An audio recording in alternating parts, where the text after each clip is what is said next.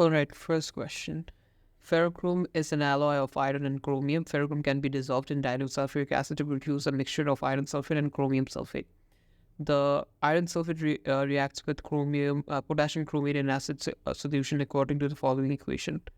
When 1 gram of ferrochrome is dissolved in dilute sulfuric acid, and the resulting solution is titrated, 13.1 cm³ of 0.1 mole per dm³ of potassium chromate is required for complete reaction. What is the percentage by mass of iron in the sample of ferrochrome? Okay. So, first of all, you need to find out how many moles of, they have given how many moles of potassium chromate is needed to neutralize, for oxidizing 6 moles of iron 2 plus ions. Okay. So you have, volume and concentration. Okay, you can find out the moles of chromate ions. So let's do that.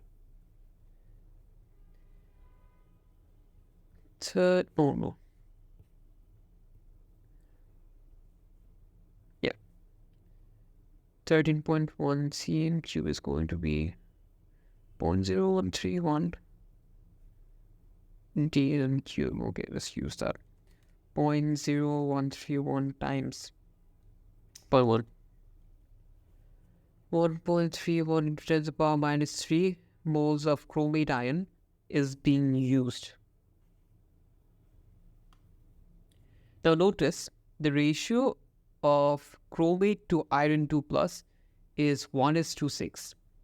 So for every chromate ion, 6 moles of iron 2 plus ions are going to get oxidized to iron 3 plus. So how many moles of iron is present? We're going to find it from the molar ratio. So let's multiply 1.31 into 10 to the power minus 3 times. There you go, 6 moles of iron is being oxidized. So 6 times 6. 7.86 into 10 to the power minus 3. Yeah, these are the moles of iron that is being oxidized. Now we can find out, since they want percentage by mass of iron in the sample of ferrochrome, we have to find out how many grams of iron is present. So we can do that by multiplying the mole times the MR. What's the MR of iron? 55.8 something. Let's just use 55.8. 55.8. Yeah, we get 43.4385. So what I basically did is multiply. Yeah, I'll write it over here. 7.86 into 10 to the power 55.8. Yeah. So we get 0.4385 grams of iron. How many grams of ferrochrome is used? 1 gram. Well, that makes it much easier. 0.4385, we are finding out the percentage by mass. 0.4385 divided by 1 gram times 100%. Gram. Yeah. 43.8588. It's horrible handwriting. 43.859 or 43.9%. Yeah, there you go. That's the answer.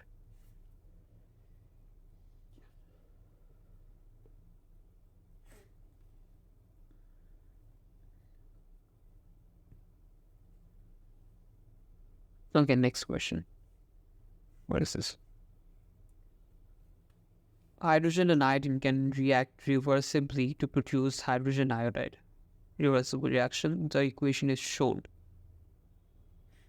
4 mole of hydrogen gas and X mole of iodine vapor are mixed in a sealed container of volume 1 dm³ at a temperature of 460 Kelvin. Okay. The system is allowed to reach equilibrium. The equilibrium mixture contains 2 mole of hydrogen iodide. After reaching equilibrium, The equilibrium constant Kc for the reaction at 460 Kelvin is 4. What is the value of X? X is the mole of iodine that reacts. Well, let's see. Oh no, that's the initial mole of iodine. Okay, what is the value of X? So to find out the reaction constant, concentration constant, we have to find out the moles of hydrogen iodide, hydrogen and iodine. We know the moles of hydrogen iodide, which is 2 mole. After reaching equilibrium, we can put 2 over here. Yeah, I've already done that. And 2 mole of hydrogen iodide, 2HI will react with only 1 mole of H2. So the ratio is 2:1. So since 2 mole of hydrogen iodide is being produced, 1 mole of hydrogen has been used up to do that. Since the ratio is 2:1, there must be the ratio. We're going to use half times, what is there? 2. Since 2 moles of hydrogen iodide is being produced. So 1 mole of H2 is used. What are you going to be left with? We're going to be left with 3 mole of hydrogen. I already put it over here. And times, okay. So we're going to use X as a variable for the moles of iodine that was initially present in the equilibrium. So let's say X is the mole of iodine before the reaction has happened. If we consider that, how many moles of iodine is left in the mixture? We know from the ratio 1:2, only 1 mole of the reactant is being used up. Since this is 1:2 and this is 1:2 as well, both iodine and hydrogen. So from that we would know only 1 mole of iodine is being used up, which is why I've given X minus 1. Okay, because there's going to be the moles of iodine that we're going to be left with is going to be initial minus the used moles of iodine. So X minus 1, since 1 mole is going to be used up. Okay, and we know the reaction constant, which is 4. Yeah, it's 4. So we can put 4 over here. And we make X the subject, and you're going to get a value of 1.33. Yep, the answer is 1.33. Yeah.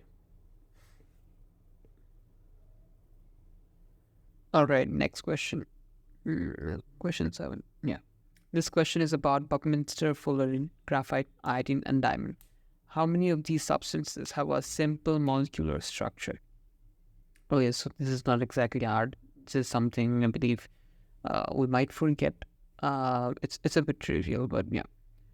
So iodine and Buckminster fullerene, both of them have simple molecular structure.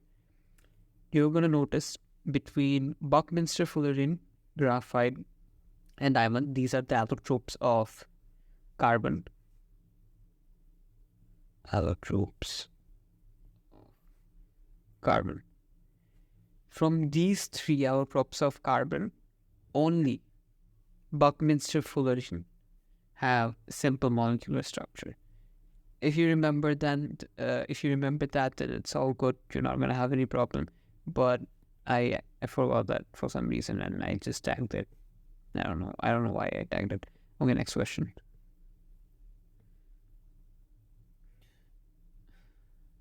Okay. Yeah, this is a pretty good sum. Yeah. Okay. A mixture of ethanol and methanol is burned in oxygen to produce 35 cm3 of one screen. Ethanol and methanol is burned in oxygen to produce 35 cm3 of CO2, 55 cm3 of H2O. Fair enough. Complete combustion occurs. Nothing is left. and the volumes of both products are measured at 100 or whatever. What is the molar ratio of ethanol is to methanol in the mixture? Both of those are being oxidized. What information do we have? 35 cm cube of CO2. Yes. So we're going to find out moles. Oh my God.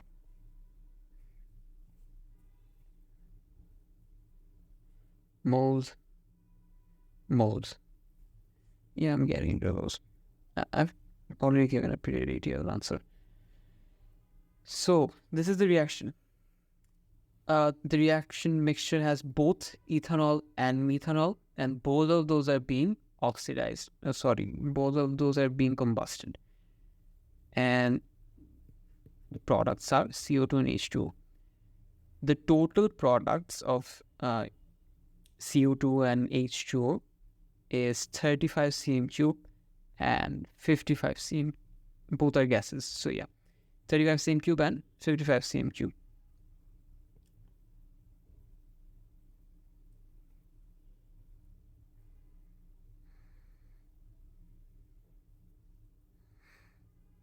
So we can find out the moles of CO2 and H2O from the given information. Yes. So let's say, what is it? 35. I was going to divide 35 by 24 to get the moles of CO2, and I was going to divide 55 cm cube divided by 24 to get the moles of H2O, but I realized that we don't need to do that, but you can do that if you want, because it's useless. What I'm trying to do is find the ratio of H2O and CO2 in the mixture after the reaction has taken place. Why do we want that? Because it's a pretty long question, as you can see. What you have to basically do is you have to write down all the possible situations. Meaning, you're seeing 1:3, 2:3, and 3:2. What do you have to do? For each of the cases, for A, B, C, and D, I don't know why I didn't write it, but yeah, for A, B, C, and D, for all those cases, you have to consider the ratio that is already given. For example, 1:3, 1 mole of ethanol and 3 moles of methanol. And you have to write the equation down, and you're going to see for which case this 2 plus 3, 3 plus 6 is going to equal to 7:11. How I get that, I'm going to be explaining that. But you have to match the ratio. It's a pretty long question. If I were you, I would leave this for the last, because you have to do a lot of equations. And the answer is, oh man, the answer is D. So you would have to do all of those to understand D's answer. It's a pretty bad question. I don't know if there's any easier way to do the same thing, but I guess trial and error is the best way. I mean, at least that I found out. So yeah, what's really happening is I was going to get moles by dividing by 24, but if you divide both the volumes by 24, it's gonna, for example, it's gonna be useless, since 35 by 24 is to 55 by 24. It's gonna get cut off anyway. So you're gonna find out 55 is to 35. What's the ratio? Or 35 is to 55. What's the ratio? The ratio is 7:11. So in the product, in the sum of products, you're going to have the ratio to be 7:11 of CO2 is to H2O. So you're going to look for which one of these options have that. How are you going to find that? You write the equation, each and every one of those. So for example, for 1 mole of ethanol, you write down the equation of the combustion. For 3 moles of methanol, you write down the equation for the combustion. You have to balance it out. Here, balancing is the most important part, or else you're not going to get the answer. Once you balance it out, you check for moles of CO2 moles of H2O. Moles of CO2, moles of H2O. Then you add the moles of CO2 in the numerator. Since I've found out CO2 is to H2O, 7 is to 11. So I'm putting CO2 in the numerator. So for the first equation, or for the first option, sorry, we have 2 plus 3, 5, divided by 6 plus 3, 9. And the ratio is 5 is to 9. This is not 7 is to 11. So this is not the answer. Next, 2 is to 3. 2 moles of ethanol and 3 moles of methanol. What's the equation? We found out to be 5 is to 12, not the ratio. This one, 8 is to 13. Prime number, can't be simplified. It's not the answer. 7 is to 11. We've got a winner. So this is basically how you're gonna solve these questions. It's pretty long. It's pretty unnecessary. But yeah, you have to do it. You've got no choice.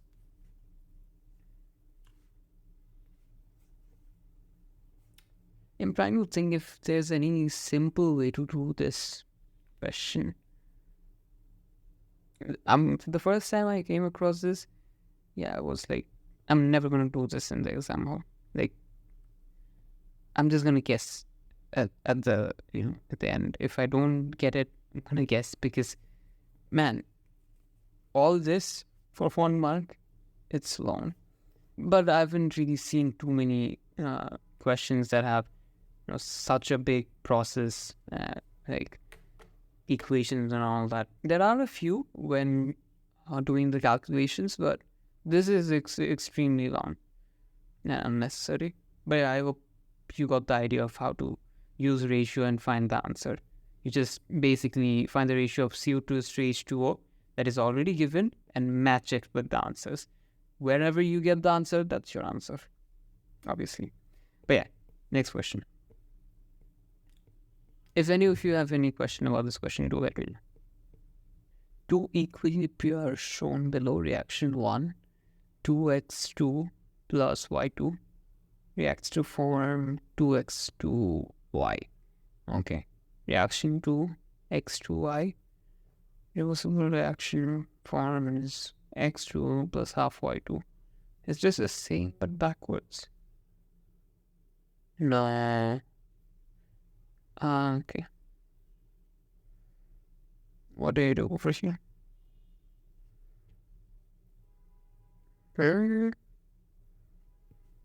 Yeah, never mind. Never mind that. So, for the first reaction, let's write the reaction constant. What is it going to be? The products are going to be the numerator. So, x2y to the power of 2. Okay. x2 to the power of 2 in the denominator, and y2. Okay. And the reaction constant is 2. Okay. This is all right. Now for the second reaction, if we write the reaction constant, it's going to be Kc is equals to, what are the products? y2 to the power of half times x2. What is the reactant? x2y. x2y. What do we have to find out? The reaction constant for the second reaction. Okay, here's the fun part. You're gonna notice this and this is actually quite similar. What has been done to this reaction to make this exact same thing? We're going to figure that out. First of all, you're going to see the x2 and y2 are in the numerator. Okay. And the next thing you're going to notice is the numerator is denominator in the second reaction. So if you have figured that out, you know the Kc has to be the reciprocal value of 2, which is half. That's the first thing. So it's going to be 1 by 2 is equals to, I'm writing this. I'm basically, well, let's take a different color. I'm basically changing this entire equation to make it the same as this equation. Okay, and we're going to keep in mind what we're doing to the equation so that we get the Kc value. Okay, so first thing is we have reciprocated the reaction constant, and we're going to do the same with the values over here. So it's going to be x2 to the power 2 y2 divided by x2 y to the power of 2. Now, what's similar and what's not similar about, there you go, this and this? What are the differences? Let's find that out. y2 has a power of 1 by 2 in this reaction constant, and over here it has a power of 1. x2 has a power of 1 in the first one, and x2 has a power of 2 in the second one. Okay, so they have basically put a value of half as the power in both of the sides of the equation. All right, so if we do that, if we root either side of the equation, we might get the same as this. Let's do that. Let's see what happens. Root 1 is the same as 1, so I'm going to write 1. Root 2 is equals to root x2 to the power of 2 is going to be x2, and root of y2 is going to be y2. I guess we're going to get the answer, y2 to the power of half. x2 to the power of 2, if you do the root, is going to be 1. Okay, is this the same as this? Yes, it is. So the Kc is 1 by root 2. Is 1 by root 2 answer? Is it? Yeah, it was the answer, yeah. A. Okay, this is okay-ish. This is a pretty good sum.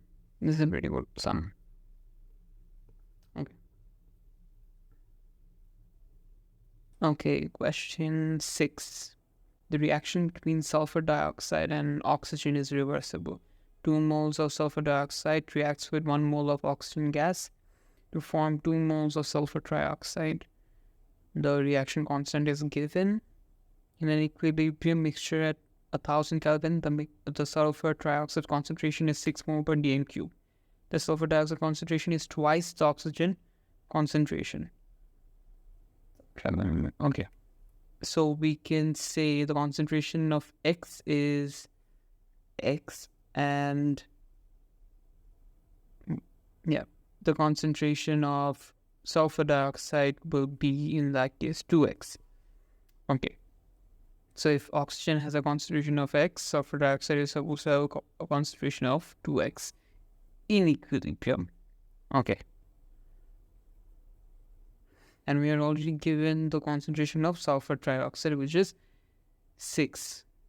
So we can write the reaction constant, which is going to be Kc is equals to products 6 to the power of 2 divided by reactants SO2, 2x to the power of 2 times O2. O2 is X. X doesn't have a power. Okay. Kc is already given, which is 280. So let's make X the subject and find the value of X, which is going to be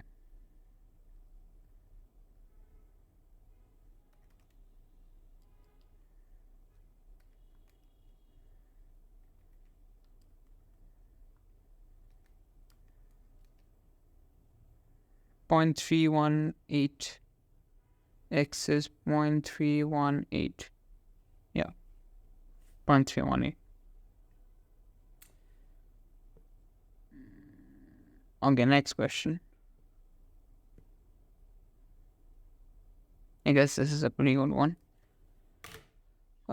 Separate samples of 25 cm cube of 0.1 mole per dm cube of sodium hydroxide are added to each of 3 different acid. There are 3 different acid solutions, 1, 2, and 3 sample. Okay, as described, the temperature of each of the solution was 298 Kelvin before mixing.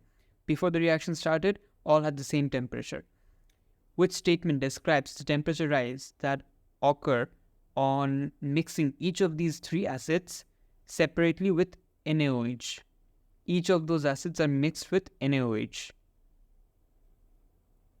And what's going to be the temperature rise for each of those cases? Okay, let's look at the first one. H2SO4 reacts with NaOH. The concentration and volume of NaOH, is it the same? Yeah, it's the same. So same moles of NaOH reacts with every single acid. And the mole of all the acids are the same as well. 0.05, 0.05, 25 cm, 25 cm. Okay, so the moles of acid and alkali are the same. But let's look at the first reaction. H2S4 reacts with 2NaOH, forming sodium sulfate and 2 moles of H2O. Let's look at the next one. HCl reacts with NaOH to form sodium chloride and 1 mole of H2O. And the last one is ethanoic acid. This would form a sodium salt as well, sodium ethanoate, and form water. But since it's a weak acid, it's going to have a different result compared to this and this. So let's look at the options. Temperature rise in all 3 mixtures is the same. No. Different moles of products are formed. As you can see, first reaction, 2 moles of water are formed. And in the second reaction, 1 mole of water is formed. Let's look at B. The temperature rise using H2SO4 and HCl is the same. No. That's the exact example I gave. They don't have the same temperature rise because one has 2 moles of H2O forming, the other has 1 mole of H2O forming. The temperature rise using CH3COOH is greater than using HCl. Okay. No. Because ethanoic acid partially ionizes and the amount of the amount of water forming would be comparatively less. Therefore, less heat would be generated or less heat would be released. So the temperature rise is going to be less than that of HCl, since HCl entirely dissociates. Last one. The greatest temperature rise occurs using H2S4. Let's look at H2S4. H2S4 plus 2NaOH, exactly. 2 H2O formed 2 mole. 1 mole. Therefore, as 2 moles of water molecules are formed, more heat must have been released to form 2 moles of water molecule. Which is why the answer is D, since sulfuric acid is releasing maximum amount of heat. Okay. Okay. Yeah. Question 8. Which reaction is a redox reaction? Ethane nitrile heated under reflux with dilute hydrochloric acid. What is that reaction? Ethane nitrile heated under reflux. Oh. So it's basically... No. This is ethane nitrile plus HCl. This would form, if it is acid hydrolyzed, it's going to be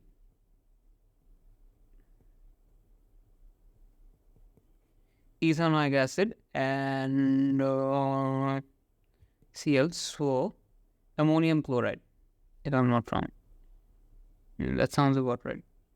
Yeah, if it is acid hydrolyzed, ammonium chloride and carboxylic acid.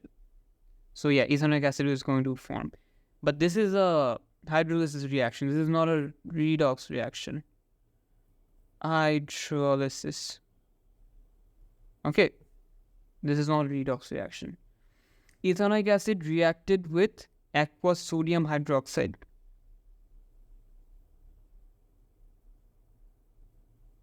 Okay, let's write this. CH, ethanoic acid. CH3COOH plus what? NaOH. It's going to form sodium ethanoate.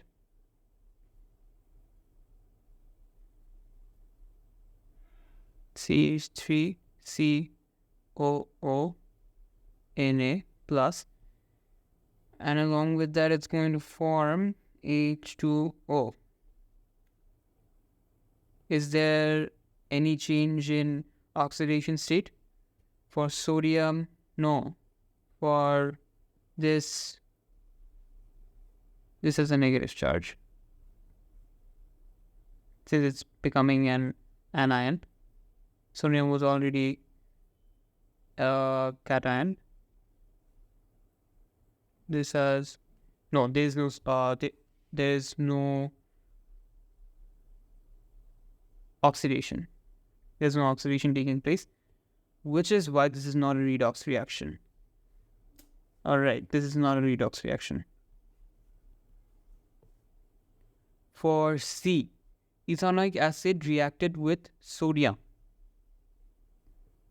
Yeah, write it.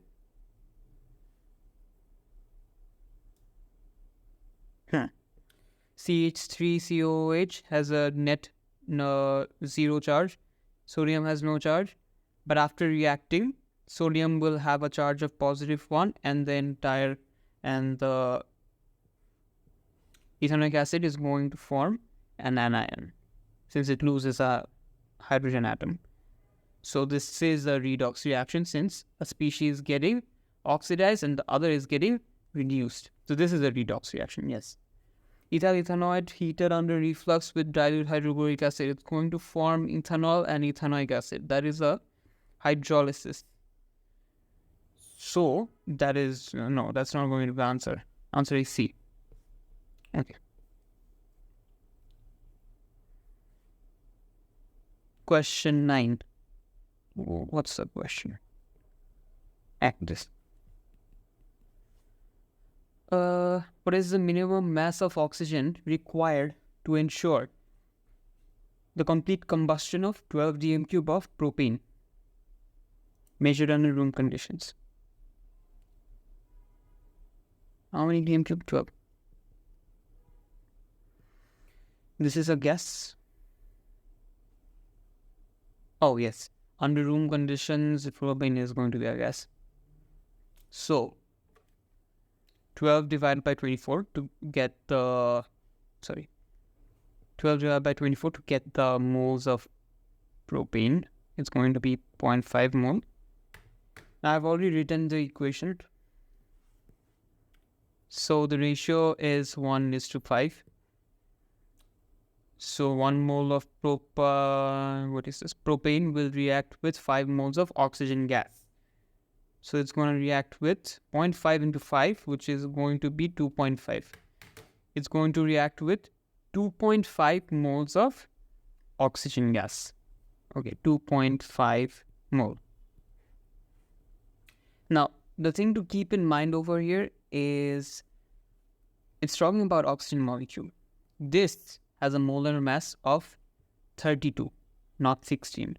So you're going to multiply 2.5 with 32. 2.5 times 32, which is 80. So B is the answer. Question 10. 19. Yes. R is an oxide of pH 3 element T. T is the pH 3 element. Okay. TO. T is the pH 3 element. So, 5 gram of R contains 2.5 gram of T. 5 gram of R. this entire thing is R. So if this is 5 gram, T has to be 2.5 gram.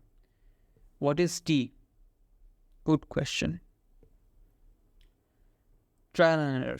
You have to do trial and error over here. So let's first find out for MgO. MgO, the molar mass is 24 plus 16, which is 40 mg. So you're gonna find out, but mirror.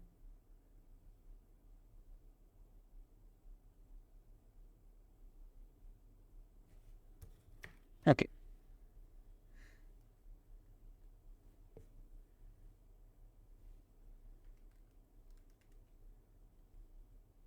Okay, so in 5 grams of MgO,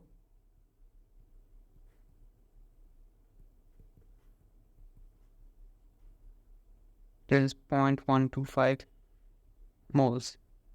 So 0.125, since the ratio is there is 1 mole of Mg and 1 mole of O in MgO, there's going to be 0.125 mole of Mg in this compound. There's going to be 0.125 mole of Mg in this compound and also 0.25 mole of O or oxygen in this compound. So 0.125 into 24 is 3. Is it 2.5? No, it's not 2.5. So yeah, it's 3. So A is not the answer. Next one, aluminum, Al2O3. This is, okay, what's the molar mass of aluminum? Aluminum, 26.98, 27. 27 into 2 plus 16 into 3. 27 into 2 plus 16 into 3. 102. 5 gram. So 5 divided by 1 or okay. It's going to have 5 divided by 102 is how many moles? 0.049 moles. Therefore, it's going to have, aluminum will have, okay, yeah. It's going to be 2 times 0.049 mole of Al. Why? Each compound of aluminum oxide has 2 moles of aluminum. So, it's going to have 2 times 0.049, which is, let's say 0.1 approximately. So 0.1 mole of aluminum is going to be 0.1 times 27, which is the molar mass of aluminum. This gives me 2.647. 0.1 times 27. I used the exact value, so I got 2.647. This is close to the value, but this is not exactly the value. We will keep this as an option. Silicon oxide, SiO2. SiO2. Did we have a similar case? No, we didn't. Okay, SiO2. This is, what's the mass of silicon? Silicon is 28.086. 28.086 plus 16 times 2. 28.086 plus 16 into 2. 60.086. Therefore, 5 grams will have 5 by 60.086. Is going to have 0.083 mole. Since each compound of SiO2 has only 1 mole of silicon, it's going to have 0.083 mole of silicon. 0.083 mole of Si, which is going to be 0.083 times 28. This gives me 2.33 grams. This is close to the value, but not exactly the value. Let's keep it as an option. Next, sulfur. Sulfur is SO2, SO3. It could be SO2 or SO3. Let's try SO2. SO2 is 32 plus 16 into 2, which is 64. Okay, so 5 gram would have 5 divided by 64. 5 divided by 64 is going to be 0.0781. Since each mole of sulfur dioxide has only 1 mole of sulfur, we're going to say 0.0781 is the mole of sulfur. 0.0781 is the mole of sulfur in 5 grams of sulfur dioxide times 32. 2.5. Okay, now what did I write? 2.5. Yep, you got the answer. 2.5. Exactly. 2.5. 2.5 grams. So yeah, that's how you solve it. It's a long method, but yeah, you do get the answer.